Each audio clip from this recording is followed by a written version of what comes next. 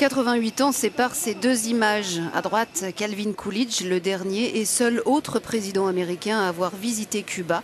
C'était en 1928, il débarquait d'un navire de guerre. Autre temps, c'est par avion que Barack Obama est arrivé hier. 3 petites heures pour laisser une empreinte dans l'histoire. Ce voyage, il voulait le faire vite, avant la fin de son deuxième mandat, 15 mois seulement après cette annonce historique. Aujourd'hui, les États-Unis changent leurs relations avec la population de Cuba. Et c'est l'un des plus importants bouleversements de notre politique au cours de ces 50 dernières années. Nous allons mettre fin à une approche qui a échoué à faire avancer nos intérêts durant des décennies. Nous allons, au lieu de ça, normaliser les relations entre nos deux pays. Quelques mois plus tard, Washington et la Havane rouvrent leurs ambassades fermées depuis la rupture des relations diplomatiques et commerciales en 1961. La révolution cubaine et le rapprochement du régime communiste avec l'Union soviétique aura raison de ces relations. En 1962, les États-Unis décrètent un embargo commercial contre l'île. Il est aujourd'hui encore le principal obstacle à une normalisation totale des liens entre les deux pays.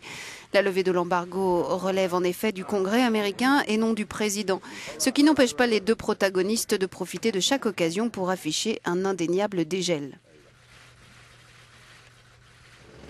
Et côté américain, c'est aussi par des mesures concrètes destinées à rétablir la confiance mutuelle qu'il se manifeste, comme celle-ci annoncée en mai dernier par le département d'État américain.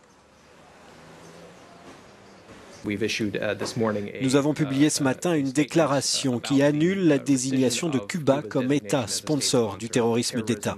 Et cela est effectif à compter de ce jour, 29 mai 2015. Symbolique, mais ce n'est pas tout. Obama a voulu faire davantage, et notamment dans le domaine économique, ou comment donner un coup de pouce à un secteur privé encore balbutiant tout en contournant l'embargo.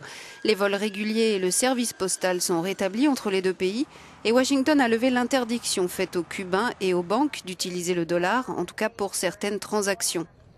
En douceur et encore en discrétion, quelques entreprises américaines opèrent déjà sur l'île, notamment par le biais de l'hôtellerie.